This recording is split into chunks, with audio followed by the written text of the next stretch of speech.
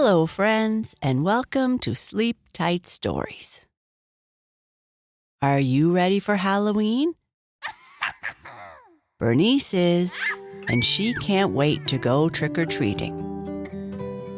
When Bernice gets home from school, she shows Papa Bear her costume, and they talk about her day at school before getting ready to head out trick-or-treating. After they come back home and get ready for bed, Bernice asks for a spooky story as Papa Bear tucks her in. Bernice goes trick-or-treating. Bernice slowly opened the front door to her house and walked in as quietly and as carefully as she could. The only sound that you could hear as she came into the front foyer was the sound of her belly gurgling, caused by the sweet smell of baked cookies coming from the kitchen, and her quiet giggles because of what she was going to do. She walked slowly on her tippy toes down the hallway while Mama Bear quietly closed the front door.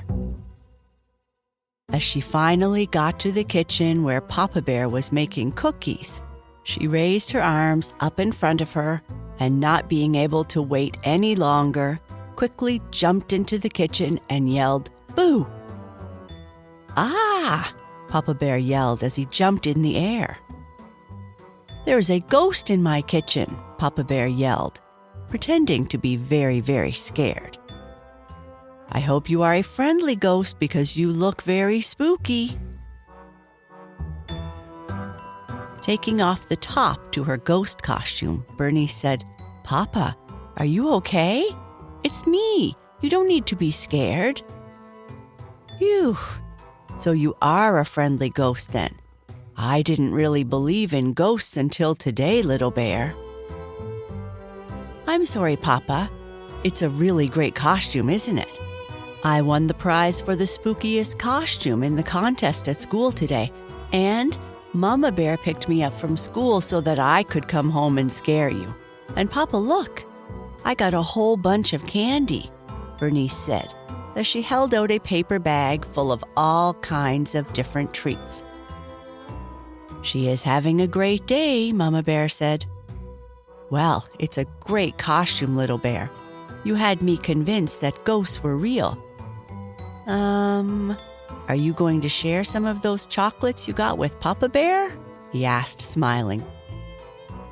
"I guess since I was so spooky, I should share some of my chocolate." "Those cookies certainly smell yummy, Papa. What kind are they?" "They are called spider cookies. Why don't you have a seat and I will give you some spiders and milk?" "Eating spiders sounds kind of fun, I guess," laughed Bernice. As she was eating her cookies, she said to Papa Bear, "Guess what Bobby's costume was this year?" "You will never be able to guess," Mama Bear said. Let me see. Was he dressed as a witch?" "No, he wasn't. You get 3 guesses, and that was your first one. What do I get if I guess correctly?" Bernice thought for a moment. I could give you another Halloween candy." "Sounds good." "Okay. Was Bobby dressed up like a spooky skeleton?" "No, but that's getting warmer, I guess." "Oh, I know what he was. Did he dress up as a vampire?" "Nope. He dressed up as a dinosaur." "Oh, Papa, I'm afraid you didn't win the chocolate, but I'm going to give another chocolate to you and Mama because I love you and because I am a good winner." "Thank you, little bear. I would never have guessed that Bobby would get dressed up as a dinosaur for Halloween." Papa Bear laughed as he went upstairs to get changed. "Once you finish up your cookies and milk, you and Papa can get ready to go outside and do some trick-or-treating, and then you can come back and have a later dinner. How does that sound, Bernice?" Mama Bear asked. "That sounds like fun," Bernice said, getting excited. "I haven't gone out for treats in what feels like a whole year." I'm going to put on my witch's hat and hand out candy to the kids while you and Papa are outside visiting the neighbors." Putting on her tall, pointy hat, Mama Bear asked, "Do I look spooky, Bernice?" "Sure, Mama, but I think you need a broomstick." "Well, I wouldn't want to scare all the kids away," Mama Bear said, laughing. Coming down the stairs and walking into the kitchen, Papa Bear said, "Are you ready to go, my little spooky ghost?" "Papa, what are you dressed up as?" Bernice said with a laugh. "You mean you don't know?" "Nope," Bernice said, shaking her head. "I'm dressed up as that toy cowboy in the movie we watched a long time ago." "A cowboy, Papa? But that's not very scary or spooky," Bernice said, not convinced that it was the best choice of costume. "Well, not every costume has to be spooky, little bear. We can dress up as whatever we want, as long as we are having good fun. I've been looking for an opportunity to wear this cowboy hat I found at the thrift store for years now." "You look pretty cool, Papa," Bernice said, jumping up and down. "Can we go outside now, Papa?" "Let's go, friendly ghost."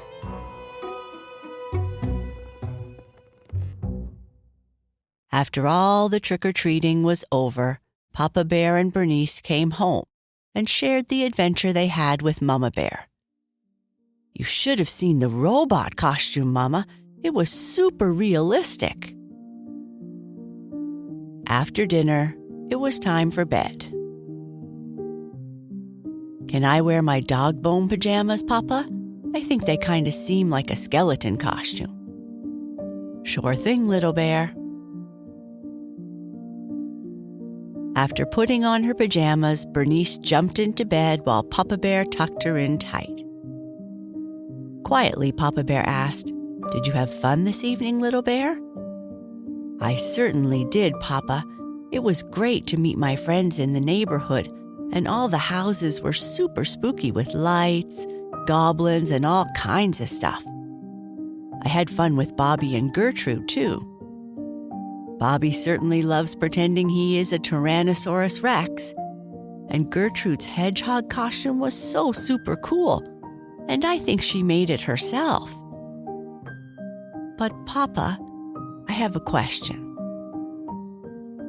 "What's that, little bear?" "Do I really need to save my candy, or can I eat it all tomorrow?" "You really need to save it, little bear. Halloween candy is a treat, and we only have so many treats every day. You have to leave room in your belly for good foods like vegetables and fruits." "Okay, Papa, I was just triple checking," as she snuggled under the covers. "Can you tell me a story tonight?" "Are you sure you want a story, little bear?" "Of course, Papa, but this time I want a spooky story."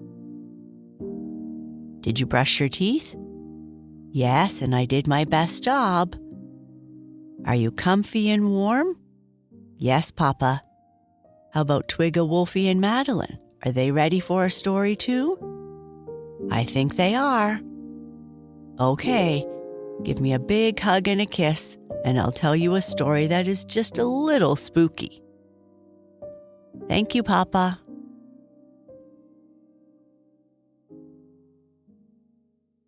Once upon a time, in a world full of magic and fun, there lived a brave little bear named Boo Boo. She lived in a large castle at the edge of a mystical forest. And in this forest, there were unicorns, fairies, gnomes, and all manner of insects, birds, and animals. It was a wonderful place. Her best friend was a young dragon named Kai Kai, and they liked to play as much as they could. The kingdom they lived in was full of people who lived in the meadows, those who lived in the hills, and those who lived in the forest, and they all lived in harmony. On this day, Boo Boo and Kai Kai were just flying back from helping Bixie clear some of the fallen leaves that had gathered around the special clearing in the forest, where he teaches all who want to learn, including Boo Boo. It was fall in the mystical forest, which means all the greens turn to brown and red. It also means that many of the leaves fall from the trees. I'm certainly glad you were there to help, Kai Kai. With your big breaths, we were able to tidy up Bixie's place in no time, Boo Boo said as they were flying back towards her castle. My big lungs do come in handy, Kai Kai replied. What's that stone structure just outside the grounds of your castle? He asked, pointing towards a run-down castle on the very far edge of the castle grounds. Why don't you land there and I will tell you all about it. They landed in a clearing just a short walk away. Getting off Kai Kai, Boo Boo said, "Do you believe in ghosts?" "I do, and I find ghosts a little too spooky," Kai Kai said. "Well, that old building up ahead is very difficult to see in the summer because of all the trees that surround it. But now that it is fall, it is much easier to see, and it is a good time to visit. Would you like to know what is so special about this particular castle?" "I guess so, but I have a feeling that I am not going to like your explanation." "Well," said Boo Boo, "this particular castle is rumored to be haunted by ghosts. Whenever fall comes, I would try to be brave and come with my friends to see inside the castle. But even though my father said it was safe and just a little run down, we never could walk in the front door." Crouching a little lower as if to hide behind the much smaller Boo Boo, Kai Kai asked, "Why couldn't you walk in the door?" "Because we heard the sounds of ghosts." "Okay, I knew I wouldn't like your explanation. How about we go to your castle now and see if there are any cookies to eat?" Kai Kai said, turning quickly to walk away. "Kai Kai, how can a great big dragon like you be scared of a ghost?" "Easy. Should we walk or fly over to your castle?" "Come on, Kai Kai. I'm older now and would like to once and for all see what is inside this old castle. Won't you come inside with me? You are probably too big to fit all the way inside the front door anyway." "Okay, but if I see a ghost, we are both flying out of here," Kai Kai warned. Boo Boo and Kai Kai slowly walked up the tree-lined path towards the front door. All the leaves were off the trees, leaving just the gray branches. And unlike other parts of the mystical forest, there were no flowers of any kind. Nothing green, not much color at all. "Do you hear that sound?" Boo Boo asked as they approached the front door. "Ooh, ooh." "I really think we should go now," Kai Kai said. Boo Boo walked to the door and pushed down on the lever that allowed her to open the door. It was a large, heavy door that let out a great big creaking sound as she pushed on it. "Ooh, ooh." "I'm going inside," Boo Boo said. "I wish you wouldn't," Kai Kai replied. Boo Boo walked in, and then there was silence.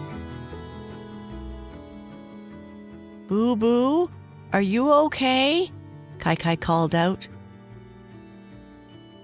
"Kai Kai," Boo Boo said, sticking her head out of the door with a big smile on her face.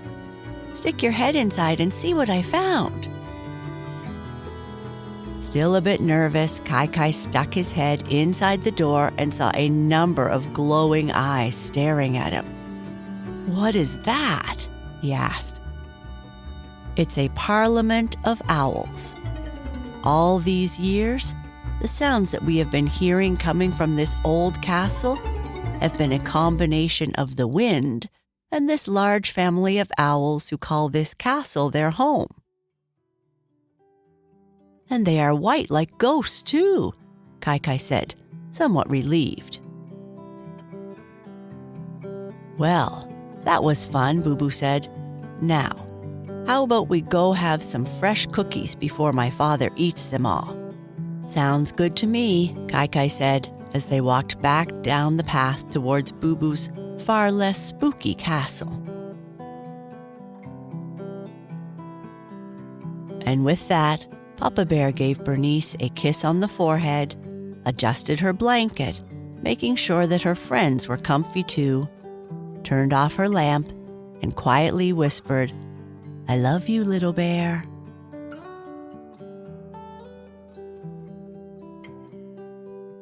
And that's the end of our story. Good night. Sleep tight.